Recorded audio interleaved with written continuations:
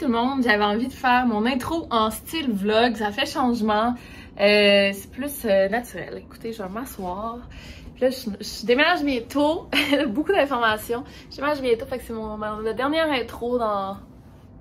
Ouais, première et dernière intro dans mon appartement ici. Bonjour, bienvenue au podcast. Encore là, je sais que c'est pas pour tout le monde, mais je pense que ça donne un autre angle du true crime. Je donne la voix aux victimes et je trouve ça super important pour moi. Je le vois dans les vues que c'est différent, que c'est pas pour tout le monde, mais écoutez, là, je pouvez pas vous plaindre, là, j'en fais pas énormément. Là, c'est le 5e épisode depuis décembre. Fait qu'on s'entend que c'est pas beaucoup, hein? Je vous ai déposé, ça va mieux. Donc, pour cet épisode, j'ai eu la chance de m'entretenir avec Abdelatif, qui est très sincèrement un des hommes les plus courageux que j'ai pu rencontrer. Des bruits du centre-ville. Je dis ça à chaque épisode, puis c'est vrai, j'ai la chance de rencontrer des gens vraiment courageux. Et c'est ça, les victimes sont extrêmement courageuses.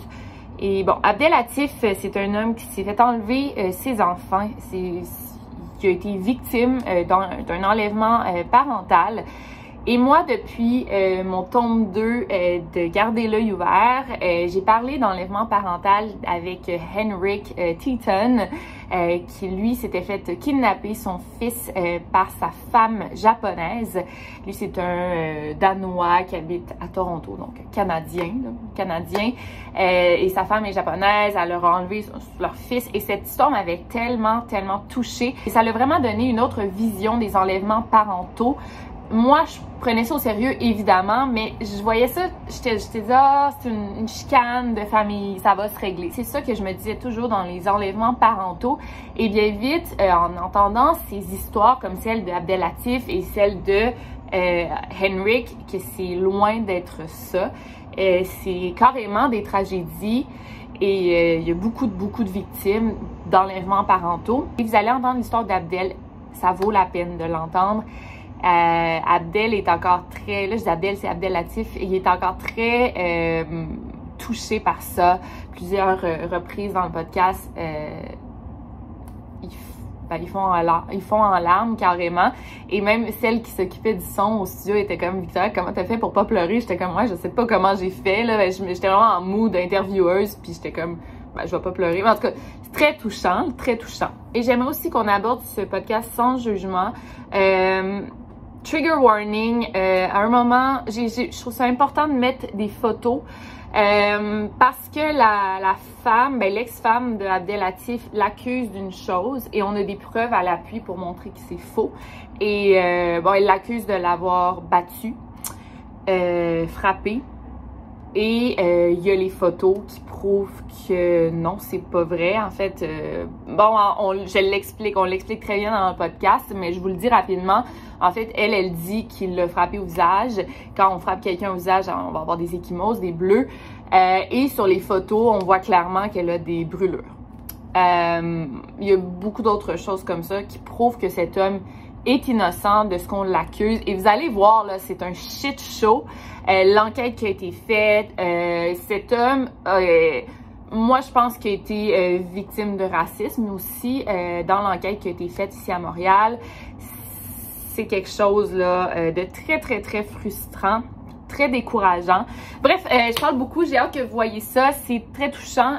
Il m'a envoyé un lien de GoFundMe. Je vais mettre ça dans la barre de description. Pourquoi un GoFundMe? C'est que lui, il veut revoir ses enfants. OK? C'est ça son but premier. C'est pour ça que je l'ai invité sur le podcast. C'est un droit fondamental, je crois, qu'il puisse revoir ses enfants. Il veut revoir ses enfants et en ce moment, tout ce qu'il fait, c'est payer des frais d'avocat à Dubaï, ici. Ça lui coûte une fortune. C'est pas tout le monde qui a une fortune à payer pour ça. En fait, si chacun donne $1, ça va l'aider à payer ses frais d'avocat. Fait que je vais mettre le lien GoFundMe. Voilà. Bon. Donc, sans plus attendre, lançons-nous dans le podcast. Écoutez, si ça vous intéresse pas les podcasts, je veux juste vous dire, passez votre tour. Pas besoin de le dire dans la description. Victoria, ça intéresse personne les podcasts. C'est très insultant pour mon travail et pour le témoignage des victimes qui s'ouvrent à vous, qui ont vraiment souffert, qui parlent, qui pleurent, qui là après eux ils vont lire, évidemment qu'ils vont lire les commentaires puis qu'ils voient des commentaires ingrats que genre Victoria c'est très inintéressant, je me désabonne. Je pense que c'est en tout cas, mais il y en a juste 3-4 là qui laissent toujours ces commentaires là. Bon, regarde, je sais même pas pourquoi j'ai dit ça, mais bref, je voulais dire. Ok, je vous aime. Merci, bye. This is not a test.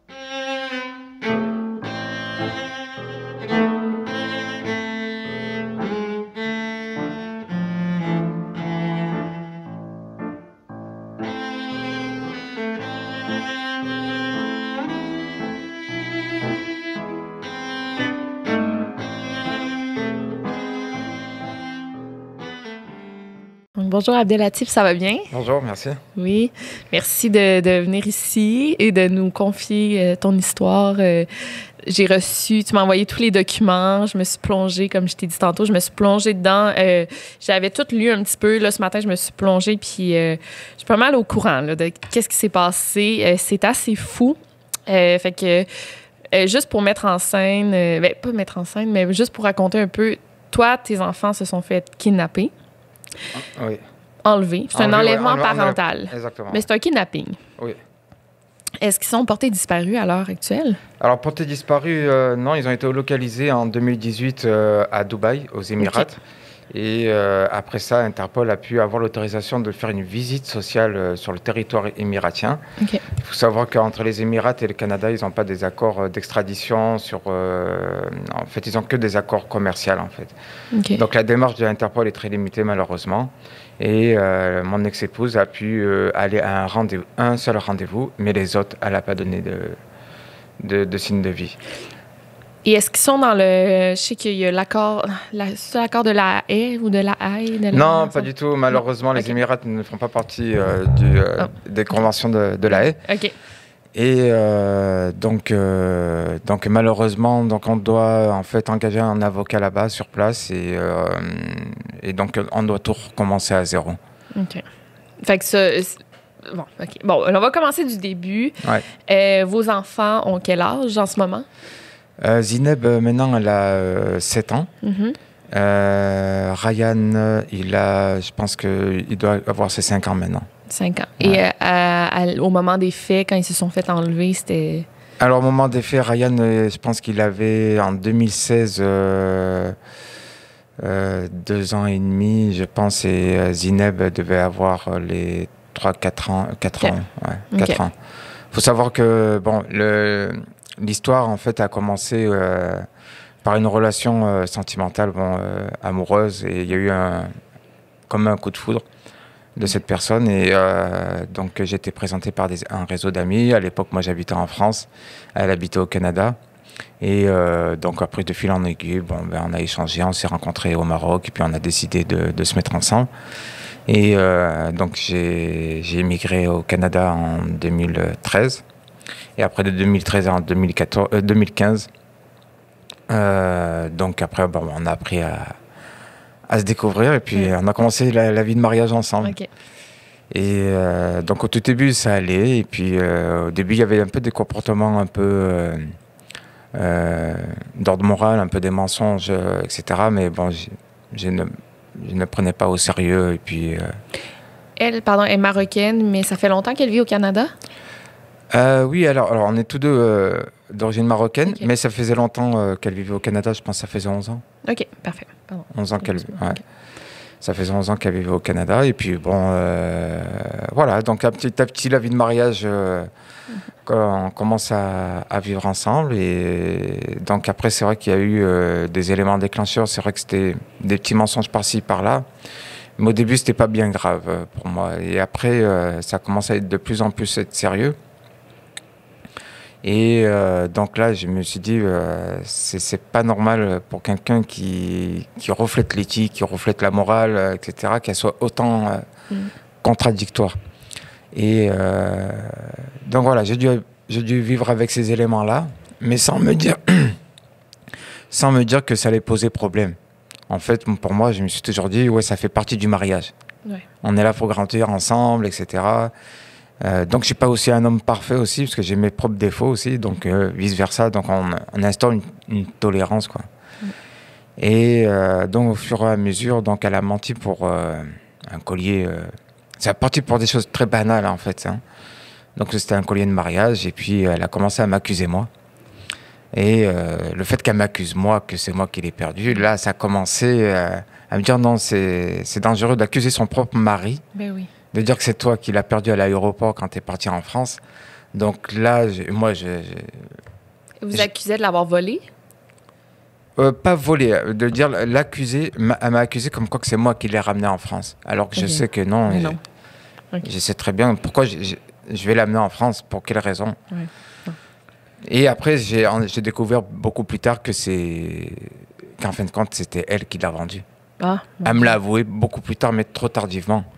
Mais pendant ce temps-là, dans ces périodes-là, le temps qu'elle avoue, ça crée des mal à l'aise, des tensions.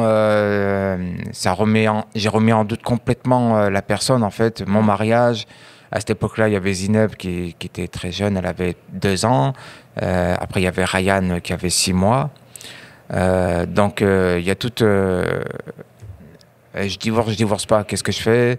Je prends le modèle de mes parents, je dis, mais mes parents, ils ont fait 45 ans de mariage, donc qu'est-ce que toi? Oui, absolument. Ouais. Tu commences 2 ans de mariage, etc. Mais bon, après, au fur et à mesure, on apprend, quand je suis rentré dans la criminalité, en fait, parce que quand madame, elle décide de me mettre dans une position défavorable, et en 2000... Alors, octobre 2015, le 11 octobre 2015, c'est cette journée-là où, dans ma tête, je n'arrive pas à fermer. C'est mon combat, en fait. Prenez votre temps. Là, je suis désolée de vous replonger là. Non, parce que j'ai une détermination dans ma tête de retrouver les coupables, en fait. Donc, en 2015, le 11 octobre 2015, donc, c'est un dimanche matin banal. Donc, la veille, j'avais travaillé, donc je me suis levé un peu tard. Et donc, il y avait les enfants et elle qui étaient ensemble dans le salon. Moi, je me suis levé normal, en échange, et après, je suis sorti dehors pour aller garer ma voiture qui était mal stationnée. Je suis revenu, elle prépare à manger, on mange ensemble. Et je m'en vais au travail. Le soir, je reviens vers minuit, je vois personne dans l'appartement, mais la lumière elle est allumée. Et j'essaie de voir les affaires des enfants s'ils sont là. J'appelle sur son portable en même temps. Donc, je suis pris un peu de panique parce que je reçois pas de réponse de sa part. Et donc, j'insiste tout le temps sur les appels. Au moins, j'ai laissé au moins 20 appels. Donc, je vais voir la voisine d'en bas. Il faut savoir qu'il était presque minuit et demi. Okay. Personne ne me répond. Je vais à l'hôpital Sainte-Justine. Ils me disent qu'on n'a pas le droit de vous donner... c'est-à-dire que des informations ou quoi que ce soit. Je ne comprenais pas. Non. Et moi, je lui dis, voilà, écoute, je lui relaisse encore un message, mais là, c'est un message final. Si tu m'appelles pas... je vais appeler la police pour une disparition. Absolument. Donc, j'appelle la police.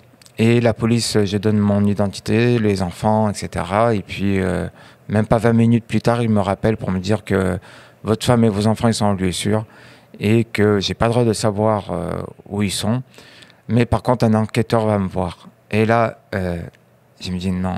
Non. Pourquoi un enquêteur, oui. Ben là, il se passe quelque chose. Oui. Donc là, on arrive vers les 2h du matin. J'appelle ma soeur en France. Je lui dis, écoute, il m'arrive quelque chose. Voilà, je ne sais pas ce qui se passe. Voilà, elle est dans un endroit où je n'ai pas le droit de savoir. Et ma soeur, elle m'a dit, ah, t'as fait un coup. Et là, je réalise pas. Donc, je fais nuit blanche, en fait, parce que je me pose toutes les questions interminables. Il était vers 10h le matin, je ne voyais pas que l'enquêteur arrivait. J'appelle la centrale pour savoir qui est l'enquêteur qui est en charge et tout. Pour savoir, parce que je devais travailler l'après-midi. Une fois qu'ils ont retrouvé l'enquêteur, ils me disent de me déplacer au poste quartier de Décarie. Donc je prends ma voiture, je pars là-bas et puis je la gare et il y a deux policiers qui m'attendaient devant. Ils font un contrôle d'identité sur ma personne et ils me disent vous êtes en arrêt d'arrestation. Ils me mettent les menottes. Et là, j'en crois pas à mes yeux.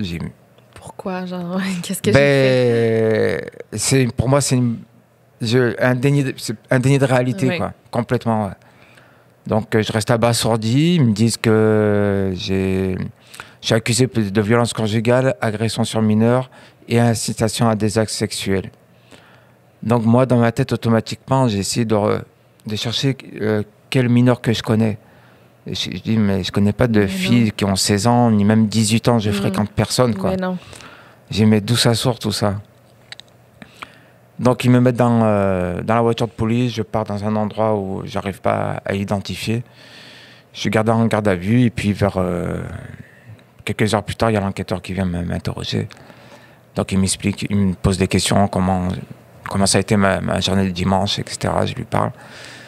Et il me dit, est-ce que tu es au courant de tes accusations? Je dis oui, et tout ça. Mais pendant qu'il me parlait, j'avais le sentiment de retrouver, rechercher ma vie. C'est comme deux personnes, en fait. Ouais. Deux personnes. Et je lui dis, non, mais c'est un complot, quoi. Il me dit, mais prouve-nous que c'est un complot. Je dis, ben, vous avez qu'à fouiller son téléphone portable. Ouais. Vous allez avoir toute la vérité. Vous allez tout avoir. Et puis, bien sûr qu'il y a eu plusieurs questions, mais je leur ai demandé de passer le détecteur de mensonges. Il m'a dit, ça se passe pas comme ça, il faut demander un mandat et tout. Mais ça, je comprends pas un mandat. Si vous offrez pour un détecteur de mensonges, pourquoi il y aurait besoin d'un mandat? C'est ça, je comprends pas.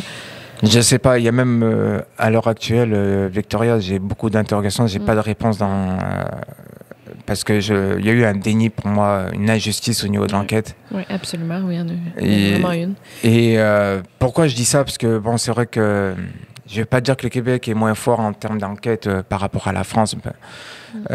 J'ai vécu dans un environnement où on a eu à la télé les enquêtes, les reportages de crimes et tout, donc on voit la chronologie, comment les enquêteurs, quels sont les outils, les mécanismes qui vont utiliser pour arriver à la vérité.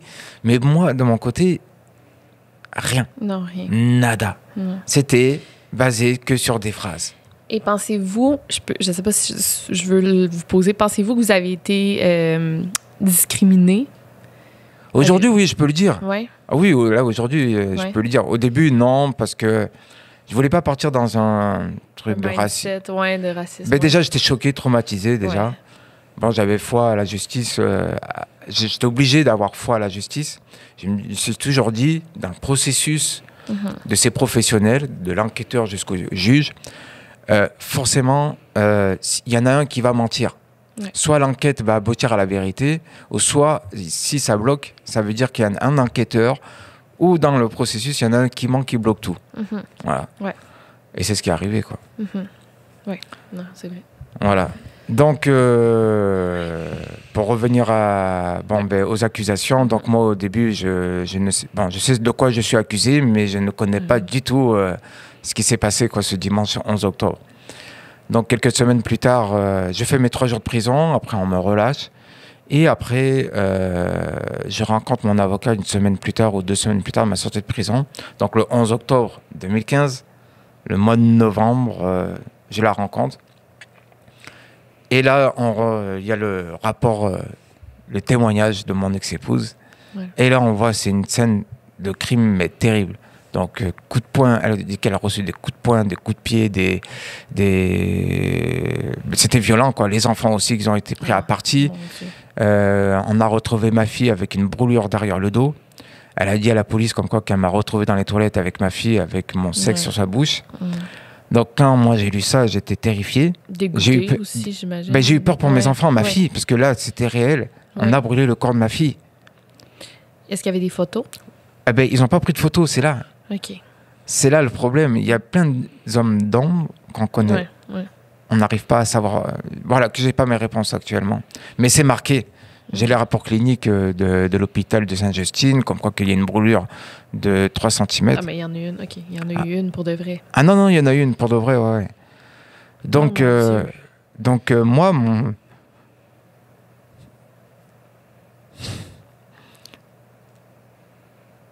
combat, c'était sauver mes enfants. Mais j'étais pris entre accusé et le père qui veut aller retrouver sa fille pour la sauver. Mais c'était terrible de...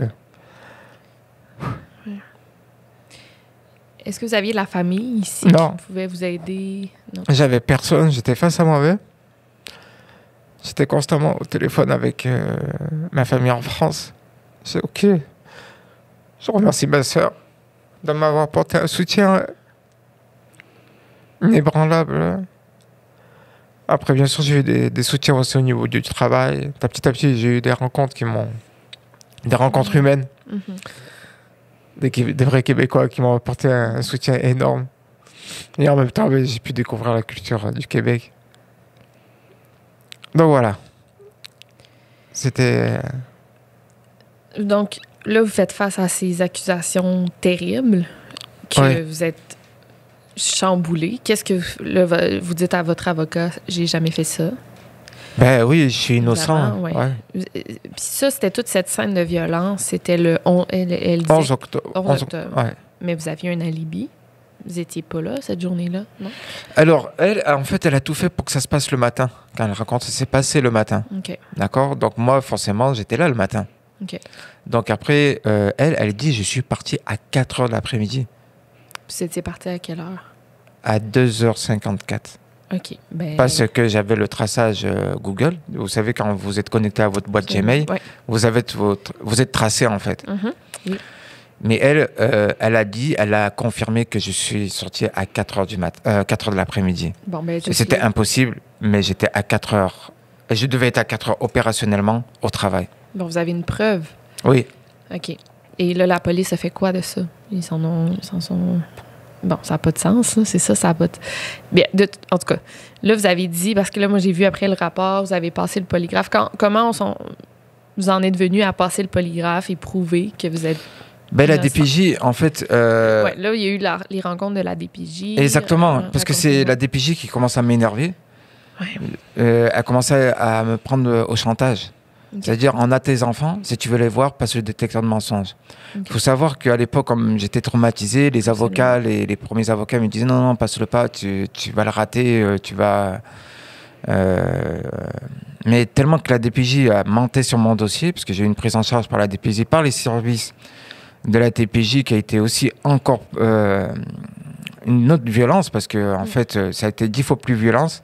Là où je pensais retrouver un réconfort de vérité, ça a été... Ils vous ont comme enlevé vos enfants, eux. En fait, vous pouvez pas avoir accès. Interdiction, pas d'accès pour les voir. En plus, ils ont faussé le rapport. Ils ont détourné mes paroles de manière à me dénigrer et à donner plus d'avantages à mon ex-épouse. Ça a été violent. Ouais. Je l'ai lu, là, le rapport, puis ça... En fait, il vous donne pas le bénéfice Non. du doute. Ça dit le père est violent, il a abusé sexuellement de ses enfants. Exactement. Alors qu'il n'y a pas vraiment de preuves. Non, il n'y a pas de ça. preuves. Et Non, en c'est plus, ça. le pire, c'est que le 11 vers le février 2016, l'intervenante au dossier, elle a le culot de dire devant le juge, il serait temps que M. Larim passe aux aveux pour s'il veut voir ses enfants et qu'il commence à faire un travail sur lui-même. Le juge, il lui a dit, mais écoutez, M. Larim, il faut respecter sa présomption d'innocence, premièrement, Ouais. et c'est au criminel qui va faire ce travail-là, et si monsieur dit qu'il est non coupable, c'est son droit. Mais elle a C'est le vrai. culot. Ouais. Le culot Ben, même pas une histoire de culot. En fait, il y a des lois là, à respecter. Elle peut pas Exact. juste dire ça comme ça. Là. En tout cas, je pense qu'elle Oui. est formée pour respecter les lois. Exactement, et elle est formée pour la vérité. Exactement, c'est ça. C'est... Oui, ben, comme j'ai lu le rapport, puis c'était choquant, là, comment elle Mais pour présumait des choses. puis, Ben, en même pas 3 jours de rencontre. Hein. ah, non, C'est 3 jours de rencontre. Ah, 3 mon jours de Dieu. rencontre, Ouais, non, monsieur. c'est ça. Elle me dit, vous êtes l'agresseur. J'ai dit, mais comment ça? J'ai dit, mais comment ça se fait que les enquêteurs criminels, eux, ils vont mettre 6 mois, 1 an. Vous, en espace de 3 jours, sur quelle base? Ben, comment ça se fait qu'une femme qui a des enfants a pu faire ça? Là, il y avait un propos Ouais, sexiste. c'est des propos. Et là, je me suis sexistes, battu avec elle. Je n'ai pas battu... Ouais, non. mais c'est-à-dire que je me suis battu pour ce qu'elle a dit oralement, qu'elle le mette dans le rapport. Oui, c'est vrai, ça. Oui. Puis est-ce qu'ils l'ont Non, ils jamais. l'ont pas mis? Jamais. Puis aussi, c'est parce qu'il y a tellement de détails qu'on peut pas tout dire, mais Oui. tu sais, aussi, il y a plusieurs rencontres que vous vouliez voir vos enfants, puis la mère se présentait pas, c'était annulé à la dernière minute. À la c'est suite, ça aussi, alors, là. à la suite, ils établissent une feuille de route. Mhm. Donc, je dois voir mes enfants une fois par semaine, avec une demi-heure au début, etc., avec un échelonnement sur 1 heure après. Et la mère sur 20 rendez-vous, elle en a loupé 10.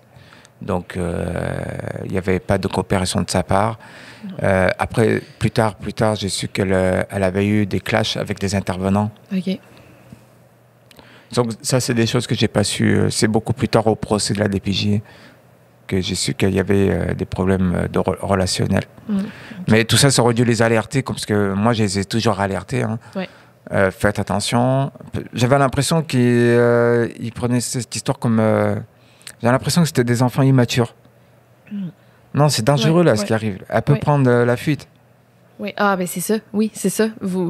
Je leur ai dit aux intervenants, elle va prendre la fuite. Vous le sentiez qu'elle pouvait partir. Ben oui, c'était logique. À partir du moment, pour revenir au polygraphe, qu'est-ce qui a fait que le détecteur de mensonges j'ai mis aussi longtemps? C'est que, pourquoi je l'ai passé, l'élément de déclaration, c'est que le chantage de la DPJ, si tu veux voir tes enfants, passe le détecteur de mensonges. Donc, je dis à mon avocat, c'est bon, je vais passer mon détecteur de mensonges. On était à l'enquête préliminaire au criminel. On a une entente avec l'enquêteur, je devais passer à la SPM, il me dit, après lui, il refuse. Donc, je l'ai passé dans le privé, j'ai dû le payer moi-même. Et donc, après, je l'ai payé moi-même. J'ai passé le détecteur de mensonges avec un polygraphiste assez reconnu, très reconnu ici et respecté ici au Canada.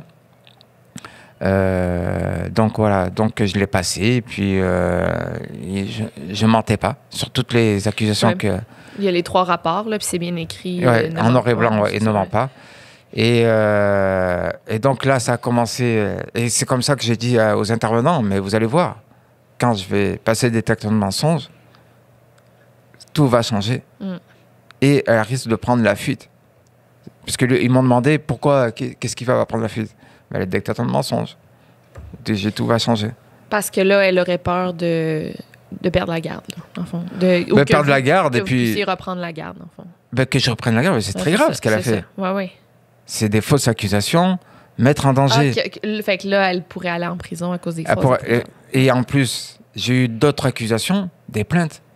C'est-à-dire parmi la première plainte, entre janvier 2016, donc de janvier 2016 jusqu'à l'enlèvement. Oui, je me rappelle de ça, je l'ai lu dans le rapport. Il y a eu des plaintes aussi. Oui, elle a accumulé encore d'autres plaintes. Pour vous, mais aussi plaintes de terrorisme, là aussi, il y a eu des plaintes. Mais ça, c'est la plus grosse, ça, parce que... C'est fou, ça, là. Là, ils ont mis... je vais essayer d'aller chronologiquement, parce que... je me parle dans les détails, mais il y a tellement de choses, là. Oui, chronologiquement, donc, alors 2016, donc, une première plainte, comme quoi qu'elle a eu des menaces de mort de ma famille, de France par mail. OK. Voilà. Donc, l'enquêteur m'appelle. Il dit, voilà, il y a eu des menaces de mort de votre famille. Dans ma famille, ils ne sont pas à ce stade-là. Je dis, bon, je lui passe le numéro de téléphone de mon beau-frère. Je dis, on peut vous appeler, on vous donne le numéro de téléphone de toute la famille. Ouais. Vous pouvez appeler, vous avez 100 livres. Ils feront pas ça, là. Ils feraient pas non, ça. Mais mon beau-frère, il a appelé. OK. Hein. Non, donc, mon beau-frère, lui, qui a une situation... on va dire, professionnel très, à cette époque-là, très reconnu, très respectable. Donc, on n'était pas n'importe... Je vais pas dire n'importe qui, mais socialement, on était bien situés, quoi. Okay. On n'était pas à ce stade de faire des trucs de criminalité, etc. Donc, la première plainte, elle est classée sans suite. Deuxième plainte, comme quoi que j'aurais incité des témoins à témoigner de l'entourage. Okay. Donc, il m'appelle et là, après, c'est classé sans suite. Après une troisième plainte, donc là, moi, je m'en allais au travail. Donc, mon travail, il était en face du tribunal de justice et son bureau d'avocat à côté de mon travail. C'était comme par hasard. Il y a un McDonald's. Ouais. Et moi, j'allais prendre mon café au McDonald's, normalement. Je ressors et j'entends quelqu'un derrière moi. Il y a 2 portes battantes qui arrive, qui pousse avec une poussette. Moi, je me retourne pour gentleman, pour tenir la porte. Et je me retourne, je vois que c'est elle avec mon fils. Là, ma première réaction, c'est vrai que j'avais envie de prendre mon fils dans mes bras. Ouais. Mais je dis non, t'es accusé là. Ouais, c'est vrai. Oh mon Dieu. Donc et je suis parti. Mon premier réflexe, c'est de partir sans brancher. Et elle appelait la police pour agression, je crois que c'était une agression, je pense qu'elle avait dit. Ouais. Mais il y avait les vidéos qui m'ont sauvé. Ouais, les caméras de surveillance du McDo, puis même l'employé a dit non, il s'est rien passé, non? L'employé oui, du McDo, ils ont dû témoigner. Puis elle me connaissait, cet employé me connaissait tous les jours, Ouais. je venais tous les jours, elle savait que je travaillais à cette entreprise-là, donc... C'est fou, là. OK, ouais. Donc, voyant qu'ils n'arrivent pas, je mets au pluriel parce que... alors, je ne sais pas à quel moment je peux leur le dire, mais je vais le dire maintenant. C'est que j'ai toujours su qu'elle avait un amant. OK. Je n'étais pas sûre. OK. En fait, ce qui s'est passé, c'est que quand elle a commencé son école de conduite... Oui, je l'ai vu, ça. Ouais. Quand elle a commencé l'école de conduite, il y avait ce formateur. Donc là, on revient donc le 11 octobre 2015, un mois avant, le 28 août. Okay. Donc un peu plus d'un mois, le 28 août. Donc elle commence à passer son école de conduite. Et à chaque séance, elle revient, elle me parle toujours du formateur. Mais là, je la vois ivre, mais ivre d'un état d'extase. D'accord ? Donc ça ne pouvait pas me tromper, je dis il se passe quelque chose. Mais bon, j'ai mis ça de côté et voilà. Et là, c'est là où elle a commencé, un mois avant, à avoir des comportements chauds, froids, très distantes. Là, ça y est, c'était plus la femme que je voyais, c'était... Donc voilà. Et donc voilà, pour revenir à ce formateur-là, de l'auto-école, là, donc quand je suis sorti de prison, j'ai dû déménager et par hasard, j'avais une chance sur 1 million de le croiser. Mais comment je pouvais reconnaître son visage, c'est que moi, j'ai fait mon enquête. Ouais. Parce que mon intuition, c'était lui. Oui, sûrement. Quand je suis sorti de prison, même quand j'étais en prison, Ouais. je dis c'est lui. Je savais. C'était plus fort que moi. C'était comme ça. Donc j'ai fait mon enquête personnelle. Donc j'ai essayé d'enquêter, donc d'appeler l'auto-école pour savoir qui est le formateur, que j'ai bien la confirmation de savoir son nom, son prénom, qui tous les soirs, le mardi soir à telle heure. Parce que je leur ai dit, voilà, je voudrais mettre mes enfants à l'auto-école. On m'a parlé d'un homme très réputé, etc. On me donne son nom, prénom. Je retrouve son visage sur Facebook. Et pour revenir à cette rencontre coïncidente, là où j'avais déménagé, je le croise par hasard un samedi vers 2h de l'après-midi à mon nouvelle adresse. Je me retourne, je le vois arriver sur ma gauche. Je dis, c'est lui. Lui, il me voit, mais il avait des lunettes de soleil. Donc je traverse comme si je le connais pas, l'arrêt de bus il est là. Et lui il se retourne. Mais complètement à 180. Okay, ouais, c'est sûr. Et j'ai dit, c'est toi. Ouais. Et là, ça a commencé à pendant 9 mois, ils ont commencé à m'intimider avec les voitures de l'auto-école, à passer devant chez moi, à me narguer. On se croisait, hein, c'est comme ça. Hein. Après, ils changeaient de voiture. Et là, j'ai appelé mon avocat. Je dis, voilà ce qui se passe. Il y a ça aussi entre-temps. Il me dit, va porter plainte et tout. J'ai porté plainte. Après, les enquêteurs sont partis le voir. Bien sûr qu'il y a un déni, etc. Ouais. Donc, voilà. Et je l'ai même croisé un soir face à face parce que... elle est tellement lourde. Il y a beaucoup d'éléments dans cette histoire. C'était le 8 juin 2016, c'est là où je passe en enquête préliminaire et j'avais loué une voiture parce qu'il y avait ma soeur et mon frère qui étaient venus et je devais rendre cette voiture et c'était la veille, donc j'avais cette voiture-là, c'était vers minuit, j'étais parti prendre un café au McDonald's et je vois une Honda Civic. Cette Honda Civic, je la reconnaissais parce que c'était cette voiture-là qui venait m'intimider. Et moi, j'étais derrière eux, donc ils tournent à gauche pour aller en direction de chez moi. Et là, je me suis dit, attends, s'ils tournent la rue Nantel, c'est que c'est eux. Ouais. Et là, ils tournent la rue Nantel et ils s'arrêtent juste devant chez moi. Et moi, je suis derrière avec les phares, donc je lui ai fait les pleins phares. Il part, il se gare sur la droite. Moi, je pars au bout de la rue, j'ai fait demi-tour. Et là, je les colle, donc ils sont garés. Et là, je me gare, je les bloque en fait, je les bloque. Et j'ai allumé la lumière de ma voiture pour qu'ils voient qu'ils mon visage et moi je le vois. Puis qu'est-ce qu'il a fait? Non, je les ai restés bloqués. OK, ouais. Non, on s'est regardé Ouais. pour qu'ils sachent que Ouais. je n'ai pas peur de vous. Non, mais non. Je Ils étaient les deux ensemble? Non, il y avait des filles derrière. OK. J'ai vu des cheveux mi-roux. Je pensais que c'était elle. OK. Mais là, je peux pas dire ça avec Ouais. certitude. OK. Mais lui, son visage, c'était clair. Après, je suis parti faire demi-tour. Ils sont partis. Je les ai re-suivis pour voir s'ils allaient vraiment m'affronter. Non, ils ont commencé. Ouais, non, c'est sûr qu'il n'y avait pas. Ouais. Donc voilà. Donc derrière le parcours judiciaire, il y avait le parcours aussi. Ouais, la quête personnelle, ouais. Ouais. Voilà. Donc voilà. Donc je passe le détecteur de mensonges au mois de juin, qui m'est innocente. De juin 2016 jusqu'à 9 septembre 2016. On reçoit encore une autre plainte. À 1h du matin, minuit, 1h du matin, on m'appelle, la GRC.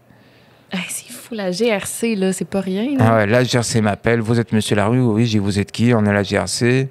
J'ai dit, pourquoi vous m'appelez? Oui, on a reçu une plainte anonyme. J'ai dit, est-ce que vous êtes capable de venir? J'ai dit, mais vous êtes... Non, je ne vous crois pas que vous êtes la GRC. Pour moi, c'était un coup. Là, dans ma tête, je me dis, c'est un traquenard pour. Ouais. Pour m'attirer quelque part. Quelque part. Ouais. Parce que c'est vrai qu'on pouvait m'abattre. Parce que là, c'était. C'est l'impression que j'avais, on va dire. Parce que vu que je remontais la pente et que je me battais, cœur et âme, pour retrouver mes enfants. Donc, il n'y avait qu'une seule solution, soit on l'élimine et comme ça, tu as la vie tranquille toute ta vie, tu as tes enfants, etc. Mais soit si lui, il arrive à se relever, c'est toi que tu vas tout perdre. Donc, tout est possible dans ce genre d'histoire. Et donc, pour revenir à la GRC, donc, il décide de se déplacer, en fait. Il se déplace jusqu'à mon domicile. Il se déplace à mon domicile, il y avait les 2 agents de la GRC, j'avais mes amis qui étaient avec moi pour être témoins, etc. Donc il m'embarque dans la voiture, je vais jusqu'à leur centre interrogatoire.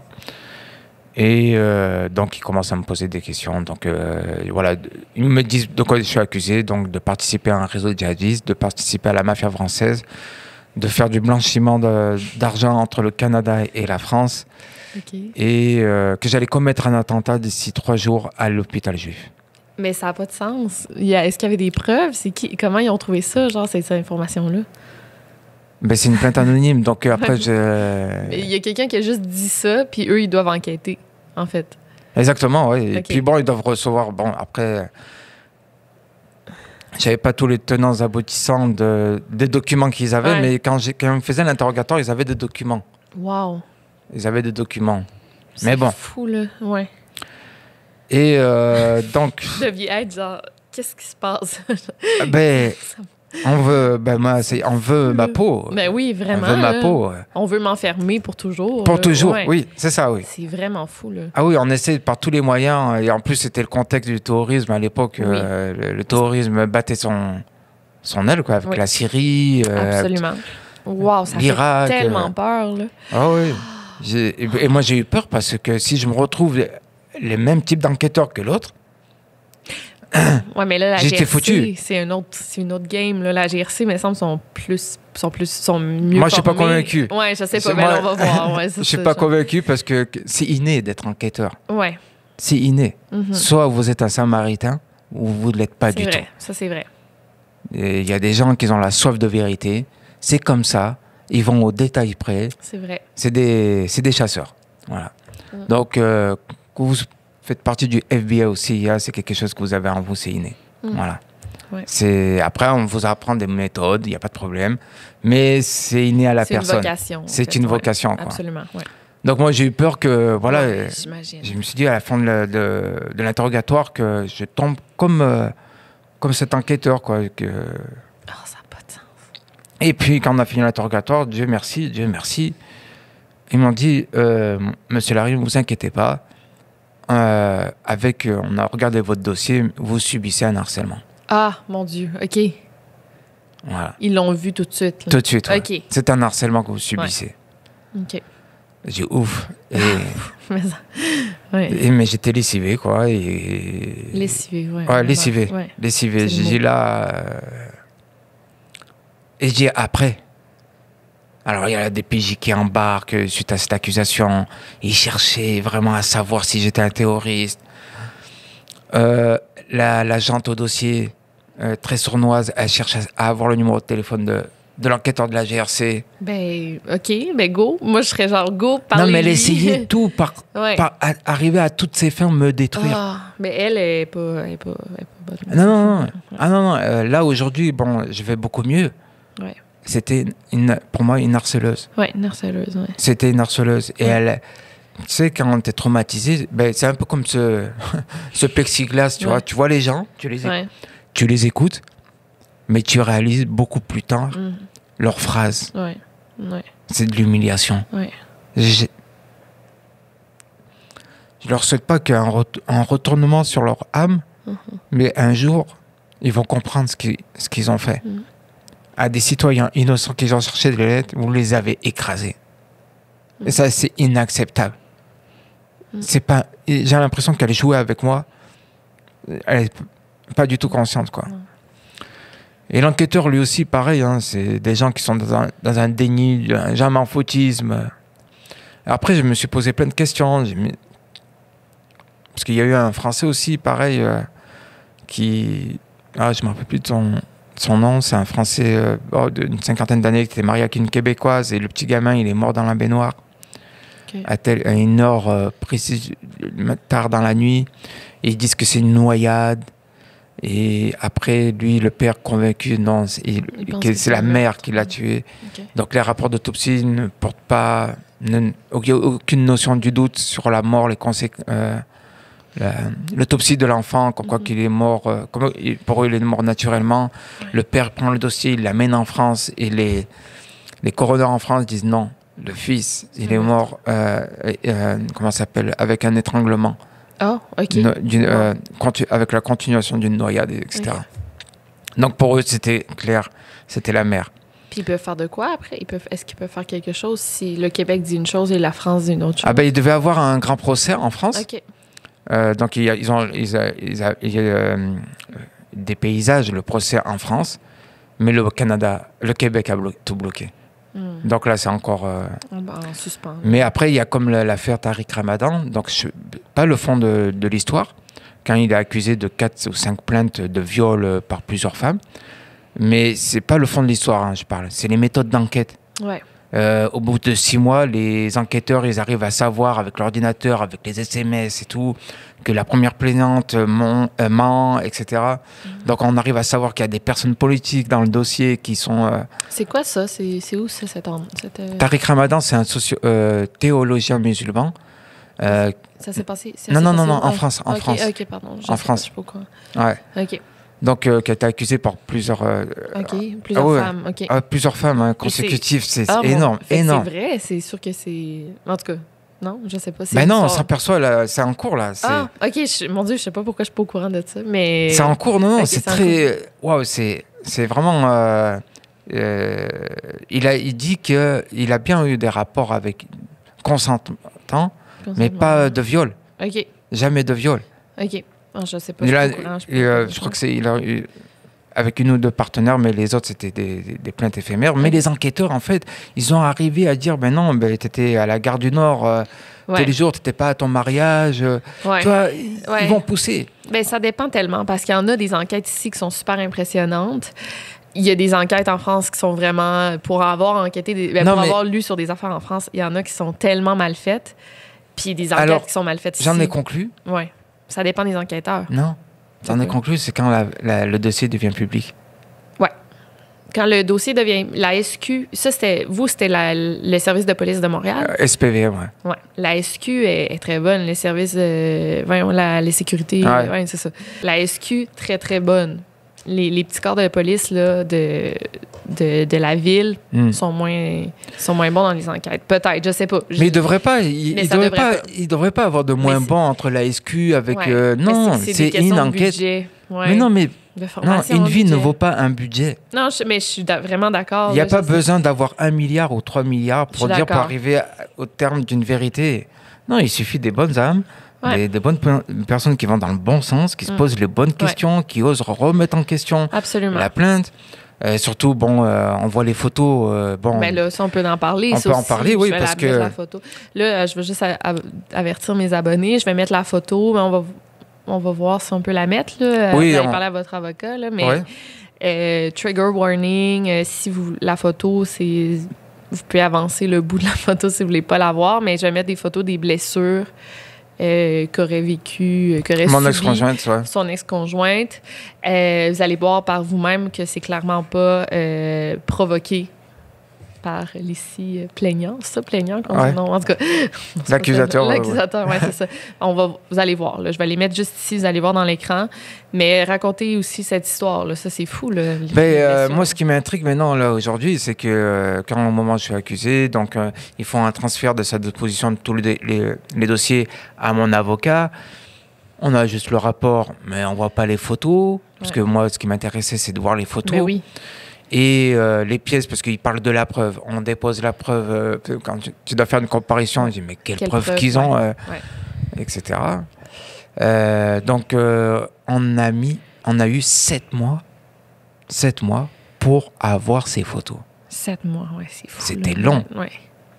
Et quand je vois les photos, on regarde les blessures, mais je dis, mais c'est pas des coups de poing, hein, c'est des brûlures. Il dit, oui, exactement, c'est des brûlures. Je dis, mais qu'est-ce qui se passe au niveau de l'enquêteur? Donc, alors, on a essayé de regarder un peu le dossier. Et puis, le fait que... Alors, ça, je mets bien des parenthèses. Le fait qu'une agente a mis ecchymose. Donc, ecchymose, c'est quand vous allez regarder sur Google vos évolutions d'un coup de poing au visage, c'est ecchymose. Ouais. D'accord? Donc, ça devient très violet. Le visage devient violet. Après, il change de couleur. Il est au rouge, jaune, etc. Mais là, on voit que c'est des brûlures. On voit bien qu'il y a vraiment la marque d'un symbole, etc. Des coups, alors bon, des coups sur l'épaule, un peu sur le genou. Remarqué, mais j'ai vu sur le visage. Ouais. Mais sur le visage, bon, on voit que c'est des brûlures, quoi. Donc voilà. Donc il y a jusqu'à aujourd'hui, j'ai plein de questions que j'ai pas de réponse. Fait qu'elle se serait auto-infligée des brûlures. Là, on sait pas. On ne sait pas. Est-ce qu'il y avait quelqu'un qui est venu et qui l'a aidé? Parce que je me dis, si c'est elle-même, la fille va témoigner parce qu'elle a reçu une brûlure. Oui. Donc, c'est très... voilà. Puis, est-ce qu'on peut voir, tu sais, avec... est-ce que vous sauriez un peu, avec les outils qu'elle avait à la maison, qu'est-ce qu'elle aurait utilisé pour se brûler? T'sais, est-ce que vous avez peut-être un fer-plat? Alors, il y a des experts, je ne vais pas leur dire leur nom, qui sont dans le dossier. Ouais. Alors, ils disent que c'est fait avec le plat d'une fourchette. OK, ouais. Le plat, c'est bien la queue de... Ouais. Ben, est-ce qu'on voit les petites lignes ou genre, non? Ben, la tu queue, verras. le dos, ouais. Okay. Tu vois, à un moment donné, au bout de la marque, ça fait comme une forme d'un losange. OK, bon, ça se pourrait, ça. Voilà. Ouais. Donc, ça... Mais ça, c'est pas des certitudes, c'est des probabilités ou des... Voilà. OK. Mais après, moi, j'ai interrogé des boxeurs, des gens qui font des sports de combat. Ils me disent non, ça, c'est pas des coups de poing. Des fois, bon, j'ai mes amis, qu'est-ce que tu vois sur les photos? Ils voient des brûlures. Ils sont tous formels, quoi. Donc après, on est au mois d'avril 2016, hein, et après le mois de juin, j'ai l'enquête préliminaire. Donc mon avocate commence à l'interroger, donc mon ex-épouse, donc commence à témoigner. Donc là, c'est la première fois, pas la première fois, parce que là aussi, il y a une anecdote, mais ça, je vais la dire juste après. Donc elle se fait contre-interrogatoire par mon avocate. Et une fois que cette enquête préliminaire est terminée, il y avait la DPJ, le parcours de la DPJ aussi, parce que c'est long. Oui. Parce qu'on demande d'avoir des experts psychologiques. Moi, je demande d'avoir des experts psychologiques. Et puis, je vois que ça retarde, il n'y a pas de coopération. J'ai dit, mais tout le monde devrait aller dans ce sens-là. Mais bon. Après, arrivé avant que je rencontre le procès de la DPJ, en fait, il y a eu un élément déclencheur. Quand je suis sorti de prison, je devais passer devant la cour de la famille pour les séparations de biens. C'est bien, elle avait demandé le divorce. Okay. Ouais. Et donc, moi, c'est la première fois que j'allais rencontrer un juge. Et donc, moi, j'ai dit, avec les accusations que j'ai terminé. Ouais. Personne ne va... J'ai l'ennemi numéro un, quoi. Ouais. Et on passe devant la juge, et c'est la première fois que je vois mon épouse. Et là, d'octobre, je crois que c'est décembre, non, janvier. Je me rappelle plus, c'est décembre, non, c'est au mois de janvier que je l'ai vu. Oui, le 20 janvier 2016. Et là, je vois pas de marque. Que le visage nickel, bien. Et c'est bizarre. Que les blessures soient... Ben oui, guéri déjà. Ouais. Guéri déjà, ouais. Et donc, elle s'assoit. Donc, on a appelé devant la juge et, pour parler de notre divorce et les séparations. Mais elle est devant la juge, mais avec un sourire très... Une femme que tout va bien. Heureuse, ouais. Heureuse, bien maquillée, etc. Mais j'avais pas prêté attention comme quoi que c'était vraiment très important pour la juge. Et donc, moi, je réclamais juste mon ordinateur portable, quelques effets personnels, mais madame refusait de me donner cet ordinateur. Et la juge, ça commence à dire, mais je comprends pas pourquoi il demande rien, mais il demande juste son ordinateur. J'en ai vu des victimes qui sont passées devant moi qui deviennent agresseurs, parce qu'un ordinateur, ça doit bien cacher des choses. Ouais. Et là, son avocate commence à plaigner une défense. Oui, mais vous savez, elle n'a pas d'ordinateur et tout, etc. Alors donc, moi, j'amène des preuves de comme quoi qu'elle a un ordinateur que je lui avais payé, etc. Et donc là, je me bats pour retrouver son ordinateur, mais ça commence à énerver la juge, parce que première intervention, donc elle dit, je trouve pas ça normal. Deuxième intervention, là, elle disparaît. C'est-à-dire mon ex-épouse n'est pas présente, donc elle doit partir à la garderie. Et là, ça a mis le foudrage de la juge. Elle a trouvé ça inacceptable. Déjà, elle a fait comme ça à son avocate. Elle est venue avec un sourire narquois. Okay. Deuxièmement, il y a 2 enfants qui peuvent être pris avec la DPJ. Et troisièmement, elle a trouvé ça inacceptable qu'elle puisse s'en... Donc au final, j'ai eu l'ordinateur. Okay. Voilà. Mais le comportement du juge m'a donné l'envie... C'est grâce à cette juge-là qu'elle m'a donné envie de me battre. En fait, elle était très impartiale et un esprit très éclairé. C'est tout ce que je demandais. Elle était ouverte, puis elle n'avait pas de préférence envers la mère. Complètement. Absolument. Contrairement à la DPJ, contrairement aux enquêteurs. Voilà. Je suis d'accord, oui. Puis là, vous récupérez votre ordinateur. On récupère mon ordinateur, j'ai fait l'expertise et les experts s'aperçoivent qu'ils ont changé le disque dur de l'ordinateur. Tout a été effacé, alors qu'il y avait un mot de passe. Mais est-ce que vous aviez des preuves sur cet ordinateur? Non, j'avais rien. De toute façon, j'avais rien du tout. J'avais rien du tout. J'avais un mot de passe qui était normal. Pour moi, c'est mon ordinateur. Et puis, voilà. Et... C'est bizarre, ça. Ah ouais. Non, mais je pense que c'était pour me narguer, me détruire, quoi, tout ce qui m'appartient. C'est la méchanceté très gratuite, voilà. Absolument. Donc là, on va faire un bond de janvier 2016 jusqu'à novembre 2016, avant qu'elle fasse l'enlèvement des enfants. Donc, il faut savoir que le 9 septembre, donc, j'étais accusé de terroriste. Le mois de novembre, donc 4 jours de procès. Et 4 jours de procès, là, avec la DPJ, l'avocate de la DPJ, mon avocat, l'avocat des enfants. 4 jours d'interrogatoire de elle. Donc, ils l'ont contre-interrogé. Et la juge, au bout du 4e jour, mon avocat lui demande à plusieurs reprises à quelle heure je suis parti de la maison. Donc, elle dit 4 heures.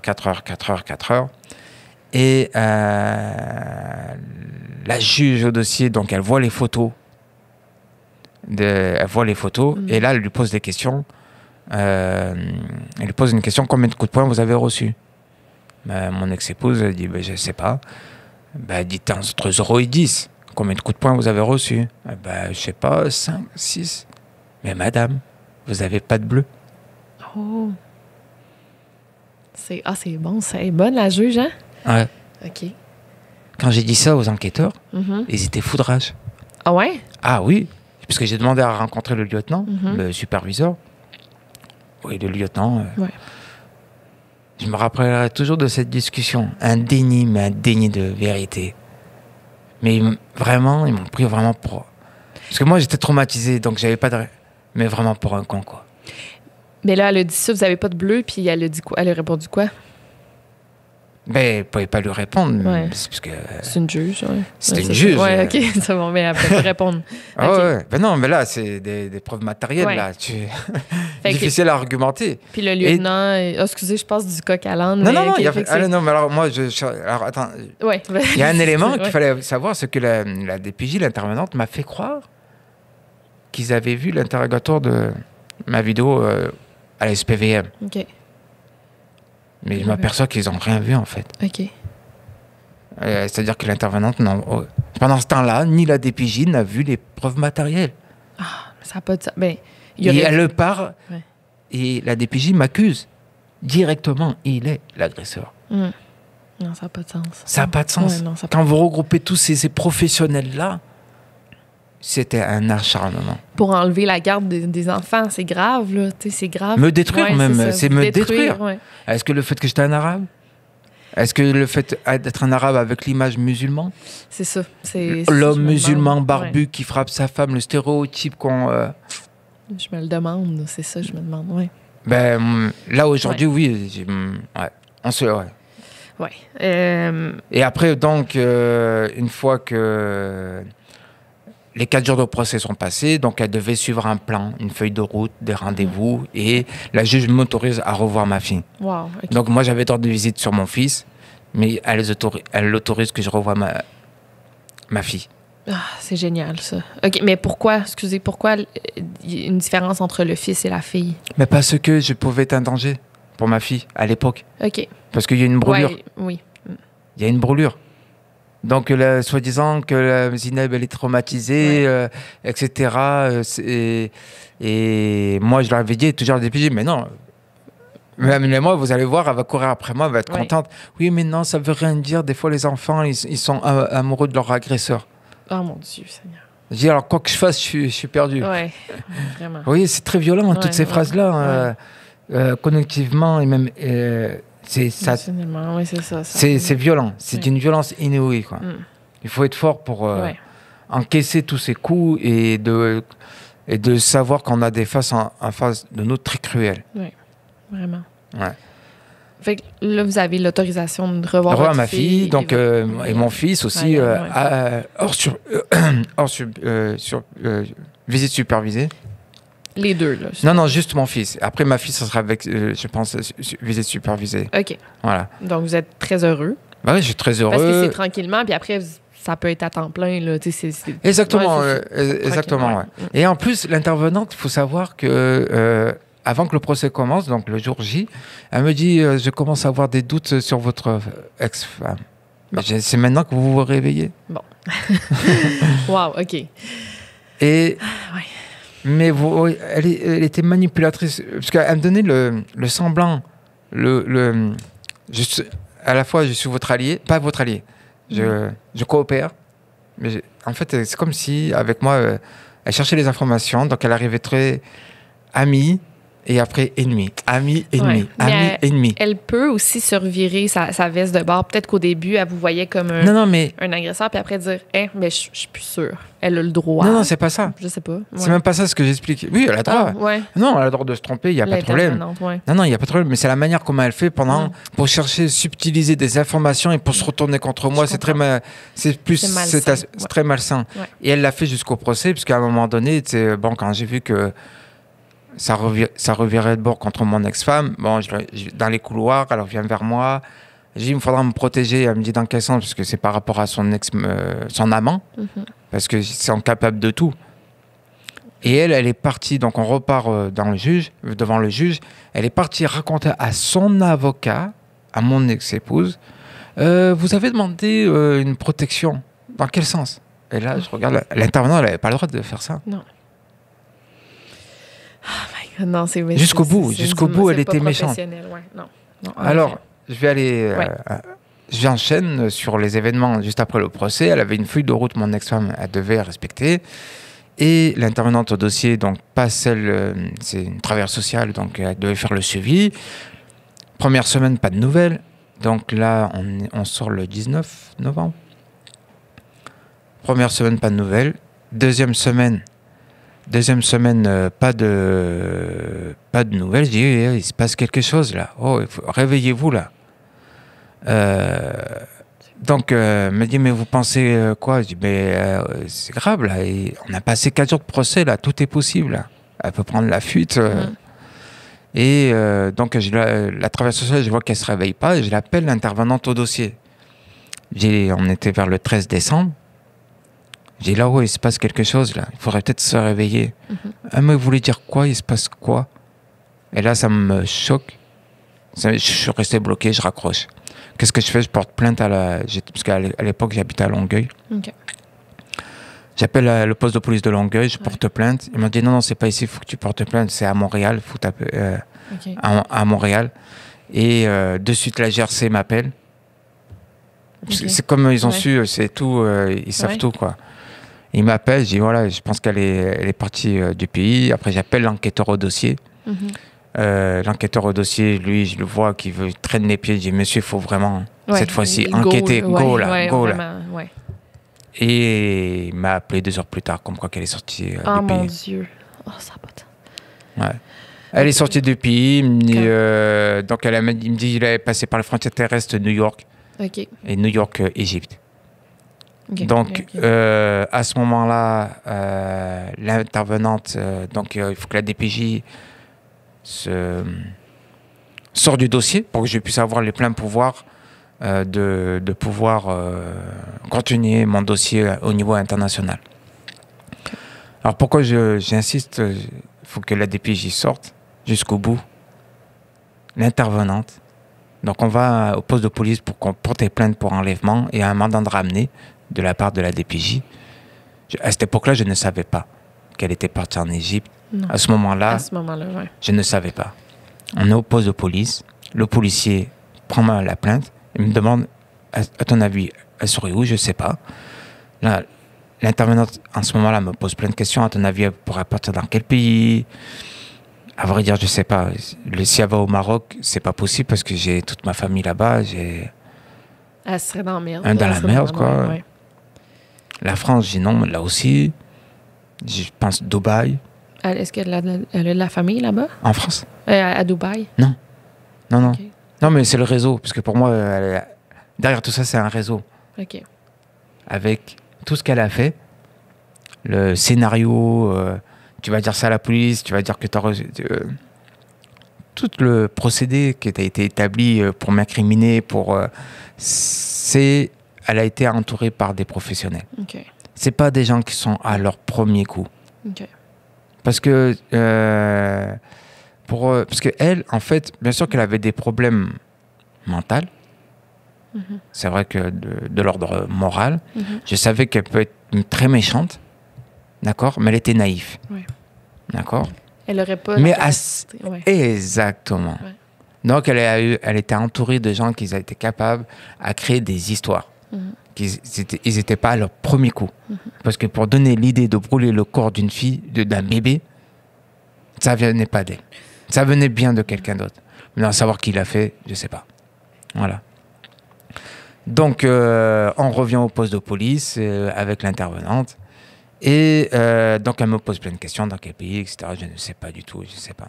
Et le policier me réinterroge. Attendez, elle serait où? Je ne sais pas du tout. Je ne sais pas. Peut-être Tunisie, parce que son examen, c'était un Tunisien. Tunisie, je ne sais pas. Et là, l'intervenante, ils sont en Égypte. Je la regarde. Mais vous le savez? Et l'enquêteur, le policier qui prend la plainte, mais tu le savais pas? Non, je ne savais pas. Le policier sort. Je dis, mais pourquoi vous l'avez pas dit? Il me dit, tu n'avais pas le droit de le savoir. Ben voyons donc. Je suis le père. Oui. Puis là, vous avez la garde, vous avez le droit de visite. Disons que là... vous avez le droit de visite, là. Disons que là, ils ont disparu, là. Ils ont disparu, tu rigoles plus, là. Si c'est une affaire d'aliénation parentale, je crois que, pour leur protection, exemple, vous auriez le droit de ne pas le savoir, mais là, c'est plus pareil, parce que vous êtes allé en cours, là, puis... Oui, on sortait de la cour, et que là... oui. Ça, c'est plus pareil, là. Là, vous avez le droit de savoir, là. Oui. Ça n'a pas de sens. Regardez la méchanceté qu'elle avait. Ça n'a pas de sens, oui. Mais là, elle le dit, là. Ils sont en Égypte, OK. Oh, ouais. Oh, mon Dieu. Puis le policier, il savait aussi, dans le fond. Non, il me demandait plusieurs... Vu qu'il me posait la question, je pense qu'il n'arrivait pas à voir l'enquêteur, peut-être. Okay. le temps qu'il monte son OK, dossier. c'était pas l'enquêteur, c'était un autre policier. OK, oui, pardon. oui. Ouais. OK. Ouais. Et donc, le temps qu'il contacte l'enquêteur pour avoir l'information. Donc, Elle est en Égypte, là, elle voulait partir à Dubaï. Mais là, en ce moment-là, elle est en Égypte. En ce moment-là, la dernière trace, c'était l'Égypte. Voilà. OK. Donc là, je vois que je me retrouve seul. Je dis, wow, face à moi-même. Ouais. Plus de DPJ, plus d'enquêteurs. Qu'est-ce que je fais? Donc, nouvelle bataille. Ouais. Je repars sur un nouveau défi, retrouver mes enfants.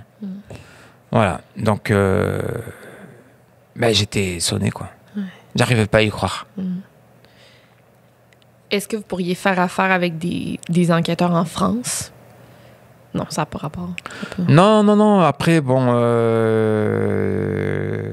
donc, le 15 décembre 2016, donc c'est là où on apprend l'enlèvement, puis que tout est fini. Et puis, on essayait j'attendais que l'autorité centrale... Parce qu'on tombe en période des fêtes. OK. Donc, vous sachez, période des fêtes, tout le monde est absent. Donc, j'attends très patiemment au mois de janvier que les enquêteurs m'appellent pour l'enlèvement. Donc, voilà. Donc, ils m'ont appelé vers le 5 janvier. Et puis, ils ont pris ma déposition, mon témoignage. Donc, là, il y a une enquête Interpol donc, pour les enfants, une vignette jaune. Et là, commence un conflit entre les enquêteurs et moi pour que je veux absolument qu'il y ait une vignette rouge sur mon ex-épouse. Parce que si les enfants passent les frontières, les douaniers, en fait, ils vont qu'alerter, mais laisser passer les enfants. Une vignette rouge, c'est recherché, non? Vignette rouge, c'est criminel. Criminel, c'est recherché par la police comme... Non, criminel. OK, c'est criminel. Ah oui, c'est pas le même statut. Tu es recherché, de toute façon, d'une manière ou d'une autre, que ce soit jaune...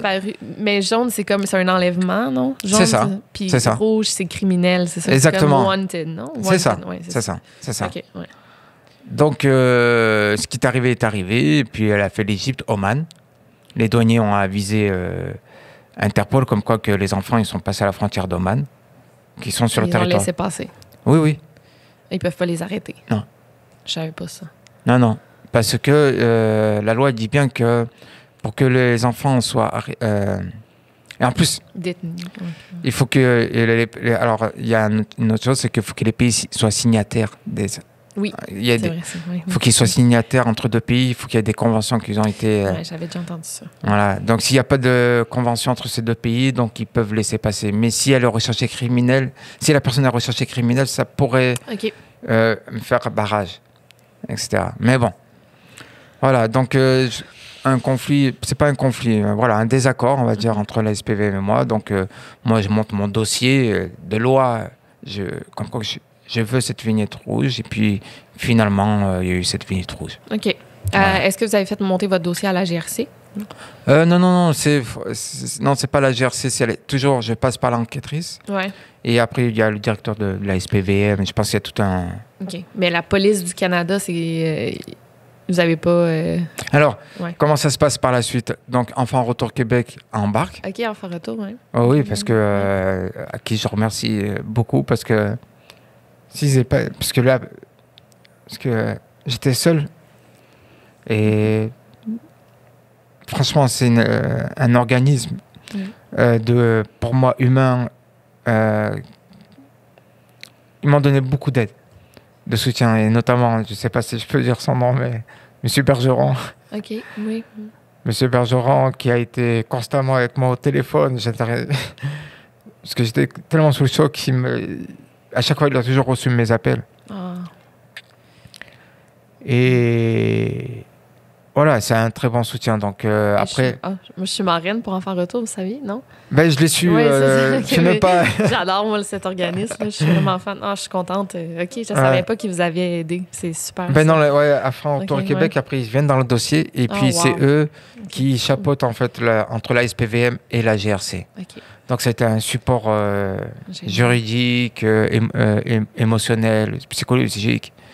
Donc, ça a été vraiment des facilitateurs de communication. Génial. Et ils m'ont permis de me remettre un peu les pieds sur terre dans les communications entre GRC et SPVM. Super. Ça a été vraiment... ils ont été vraiment... voilà, c'est un organisme très important. Et donc, je passais toujours par un Fort Québec quand je voyais que si je voulais avoir une information, il passait par la GRC. Donc, j'avais certaines informations. Donc, après, la vignette rouge s'installe. Et puis, par la suite, j'essaie de faire mon divorce officiel au Canada. Okay. Après, au Maroc. Après, on pensait avoir une piste au Maroc, soi-disant qu'elle serait peut-être passée au Maroc. Mais bon, c'est une fausse piste. Après 2018, 2018, madame, avant que Interpol puisse la localiser, regardez comment la chance que j'ai eue de ma vie. Elle m'appelle, donc elle essaie de passer par un réseau d'amis ici. Cet ami essaie de me convaincre de collaborer. Je leur dis, écoutez, c'est que de la manipulation, elle vous utilise pour arriver à ses fins. Mais il n'y a pas de problème, on va coopérer. Mais avant qu'elle rentre en contact avec moi, il faut que j'ai des vidéos, des photos de mes enfants. C'est ce qu'elle fait. Je reçois des images en masse, des vidéos sur mon WhatsApp avec un numéro d'étranger. Et après, elle m'appelle. Donc là, il fallait que je garde mon sang-froid. Il fallait que je l'écoute, que j'évite ma colère. Et elle me parle vraiment comme si c'est rien passé. Ça n'a pas de sens. Ah, tranquille. Oui. Donc elle me dit, oui, avec tout ce que j'ai fait là-bas et tout, et puis il y a des PJ qui étaient dans le dossier, j'avais peur qu'ils enlèvent les enfants, etc. Donc il écoute très attentivement pour voir savoir qu'est-ce qu'elle veut vraiment. Et elle me dit qu'il faut que j'enlève les plaintes. Et je lui dis non, c'est hors de question. J'enlèverai jamais les plaintes et je vais pas négocier avec quelqu'un qui a l'autre bout du monde. Je lui dis, écoute, je te passe le numéro de téléphone d'Enfants Auto Québec, tu fais tes démarches, tu prends ton temps, tu essaies de voir tes droits à toi, qu'est-ce qui est le mieux pour toi, etc. Donc je lui donne toutes les informations. Et je lui ai demandé dans quel pays tu es. Elle me dit en Arabie Saoudite. OK.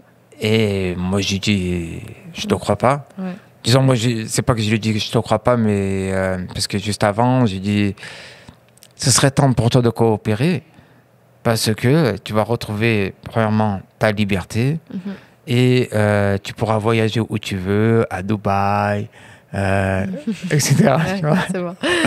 Ouais. Et elle me dit après, j'étais dans quel pays? Arabie Saoudite. OK. Et même pas une semaine plus tard, Interpol appelle la GRC, SPVM me disent, votre femme est localisée à Dubaï, elle s'est faite contrôler. Pas arrêtée, mais contrôlée. Mais les enfants, ils n'étaient pas avec elle. OK. Alors, tu vois... Ça n'a pas de sens. Mais non, c'était sûr qu'elle allait se faire rattraper, là. Mais juste contrôler, parce qu'il n'y a pas d'accord de... Okay, en fait, entre les Émirats, il n'y a pas de...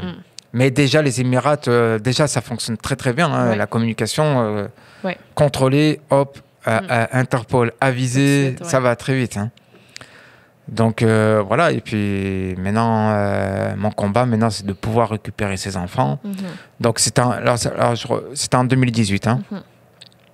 Donc, j'avais pas de moyens, pas d'argent, parce qu'il faut savoir qu'une épreuve comme ça crée de l'instabilité à tous les niveaux. Oui. Donc, que ce soit bien professionnel, parce qu'on est fatigué aussi. Oui. Parce qu'il faut se reposer et des fois, bon, j'ai eu la chance de pouvoir de travailler pendant la période où, grâce à Dieu, parce que ça m'a beaucoup aidé de pouvoir garder mon travail. Okay. Mais voilà, ça laisse des plumes. Parce que c'est des emprunts. Donc après, j'ai rencontré une femme dans la communauté qui s'appelle Madame Adjira Belkacem et je lui ai raconté mon histoire parce que c'est une femme, en fait, elle fait beaucoup d'actions dans la communauté et elle a une agence qui s'appelle Sépulture. Donc elle recherche des fonds pour que les gens qui n'ont pas de moyens pour enterrer les défunts, elle crée des levées de fonds et puis la communauté se mobilise. Etc. Donc moi je lui ai raconté mon histoire et puis elle a eu un coup de cœur et elle s'est mobilisée, j'ai témoigné plusieurs fois auprès de la communauté, on a eu des levées de fonds, donc là on a à peu près 10 000 dollars, donc il y a déjà eu 7 000 dollars qui a été parti pour les frais d'avocat et là il nous manque encore 5 000 dollars. Okay. Donc là, on est toujours en recherche de ces $5 000. Je vais mettre le lien dans la barre d'infos. Si vous avez un GoFundMe, j'imagine, ou un... Oui, j'ai un Je vais GoFundMe. mettre ça, Ouais. c'est sûr, sur ça, dans la barre d'infos. En tout cas, j'invite mes abonnés à donner. Là. Des fois, $1, ça compte. Hein, Oui, $1, ça aide. ça fait la différence. Tout le monde Hein, peut donner, ouais. et C'est pour les frais d'avocat. c'est juste pour les frais d'avocat, en fait. Ou pour vous déplacer. Est-ce que vous voulez vous déplacer à Là Dubaï? aussi, oui, je dois me déplacer. Mais déjà, si je peux déjà assumer les frais d'avocat, c'est énorme. Donc là, on a engagé un avocat. Donc là, on attend... on est juste à la moitié du parcours. Donc, il y aura une autre partie à payer. Wow. Ouais. Et avant que j'engage cet avocat, donc en 2020, parce que c'est octobre 2020, j'ai commencé à l'engager. Donc ça a mis du temps d'avoir de l'argent, de récupérer des fonds. Et en même temps, j'ai eu le soutien d'un ami, le soutien d'un ami financièrement, à qui je remercie beaucoup. Donc je te fais une petite dédicace, Mohamed. Mais merci à l'ami, oui, on va lui dire. Ah non, il a cru mon histoire dès le départ, quoi. Ça a été... C'est bien ça. Il y a des âmes comme ça qu'on ne comprend pas. Oui. C'est envoyé par Dieu, par l'univers. Ouais. Oui, vraiment. Et donc voilà, on a pu engager un avocat rapidement pour faire une enquête sur mes enfants à Dubaï. Okay. Donc ils disent que les enfants, ils n'ont pas de visa. Ils sont sur le territoire émiratien illégalement. Et ils doivent une amende à peu près de $30 000 chacun. Parce qu'il y a des frais de pénalité. Tu vois. Ça, c'était à l'époque. Hein. Alors maintenant... c'est pas une vie, là, ça. Là. Il serait tellement mieux ici, là, avec vous. Là. Ouais. Et on a appris aussi que la mère a menti sur son immigration. Donc, comme quoi qu'elle est rentrée mariée, pas divorcée, mais sans enfant. Quoi. OK. Voilà. Bon, donc, ça, c'est... Ça serait tellement mieux de revenir, là, de... Ben, c'est ce qu'on a dit plusieurs fois. C'est ce qu'on lui dit. C'est mieux de tout avouer, tout ce qui s'est passé, et que tu retrouves une vie normale. Ben oui, je comprends. Ben ça va arriver. On dirait que j'ai comme espoir là, dans votre histoire parce que elle peut pas vivre toute sa vie comme ça. Les enfants, est-ce qu'ils vont à l'école? Est-ce que bon, c'est ça? J'ai aucune nouvelle. Je ça. sais comment leur santé, comment ils s'alimentent. Tu sais, quand t'as pas de papier... Oui, c'est ça. Elle peut pas vivre là-bas toute sa vie. Là. Elle peut pas faire ça toute sa vie. Ben, plus que j'engage des procédures judiciaires là-bas, à un moment donné, ça va taper fort parce qu'il y a les territoires émiratiens qui ont leurs propres lois. Ouais. Donc, si eux, ils voient, t'es rentré ou tu as fait quelque chose d'illégal, là, c'est ça aussi en plus. Et puis là-bas, les lois aussi, ça... Ben après, les préjugés... Alors, j'ai comme, ça, c'est peut-être des préjugés aussi. Non, mais que j'aurais peur. Il y en a beaucoup qui confondent les Émirats avec l'Arabie Saoudite. Okay, oui, les Émirats, c'est rien à voir. Okay, hein, c'est plus relax. Oui, c'est plus relax. Okay. C'est un pays ouvert vers le monde. Ouais, c'est mais vrai. par contre, la loi, c'est la loi. Ouais. Il n'y a pas comme ici des tendances. Oui, c'est une famille. Voilà. Ils n'ont pas ça dans leur tête. C'est la loi qui prime. Et vous avez des bons avocats là-bas? Alors, bon avocat, on dit un bon avocat à la fin du résultat. Oui, on verra, c'est vrai. Mais quand même, là, est-ce que vous pensez avoir des bons résultats avec... vous savez pas, ouais. Pour le moment, oui. Vous avez confiance? Oui, non, j'ai confiance. Non, cet avocat, j'ai confiance, etc. Mais comme on dit, avec les avocats, on marche toujours sur des œufs. Absolument, oui. Parce que ça peut être irréversible avec un avocat. Du jour au lendemain, Oui, on sait pas. Moi, avec le Québec, j'ai fait 5 avocats. Ouais, oh mon Dieu, oui. 5 avocats, un avocat au dernier moment pour une enquête. Arrivé à l'enquête préliminaire, il m'a laissé tomber. Donc, mais grâce à Dieu, j'ai pu rebondir avec un avocat de cœur. OK. Et jusqu'à maintenant, c'est lui qui me soutient, qui est toujours dans le dossier de mes enfants, aussi au Québec. Et donc voilà, donc là maintenant le combat toujours continue pour retrouver mes enfants et j'espère que toutes ces actions que je veux mener à bien, je vais pouvoir les retrouver. Mais le message que je peux dire à la mère, abandonne tout et reviens et reprends ta vie normale et que qu'on a la garde partagée et puis que tu continues ta vie. Mais il faut savoir qui a fait la brûlure, quoi. Ouais. Ah oui. Non, voilà. oui. Ben, regardez, moi, mes abonnés, j'espère que votre histoire les a touchés autant que moi. Là. C'est vraiment fou. Puis, je vais mettre le lien du GoFundMe. Vous avez un site Internet aussi, non? Oui. Jamais sans mes enfants. Non, attends. Jamais. C'est ça? Jamais sans mes enfants. Oui, c'est ça, je m'en rappelle. J'ai ramené le titre. Oui, jamais sans mes enfants. Je vais mettre ça sur le site Internet. Je vais mettre ça dans la barre de description. J'ai une page Facebook aussi. Une page Facebook. OK. Je vais donner tout. Oui, ben, je vais tout mettre ça dans la barre d'infos. Allez vous abonner à sa page Facebook pour être au courant des suivis. Là, vous maintenez ça. Tu sais, les enlèvements parentaux, moi, je trouve qu'on a toujours des préjugés envers le père. On va toujours s'imaginer le pire.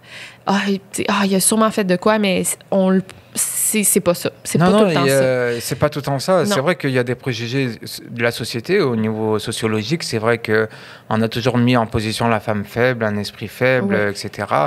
Mais les temps ont changé. La femme, elle a ses devoirs et ses responsabilités sur le plan émotif, sur ses actions en tant que citoyenne. Voilà. Non, et le père a autant le droit de voir ses enfants. Exactement, mais c'est-à-dire que on a autant le droit, mais malheureusement, on donne toujours le pouvoir, plus de droits à la femme qu'au père, quoi. Ouais. Ouais, mais les enlèvements d'enfants, il y en a autant chez les hommes, chez les femmes. Oui, c'est ça. Ouais, exactement. Voilà. Fait que, un gros merci de nous avoir confié. C'est moi qui te remercie surtout d'avoir pris mon histoire à cœur. C'était très touchant. Puis on te souhaite de retrouver tes enfants vraiment, vraiment bientôt. Ouais, je te remercie beaucoup. Merci à toute l'équipe. Merci.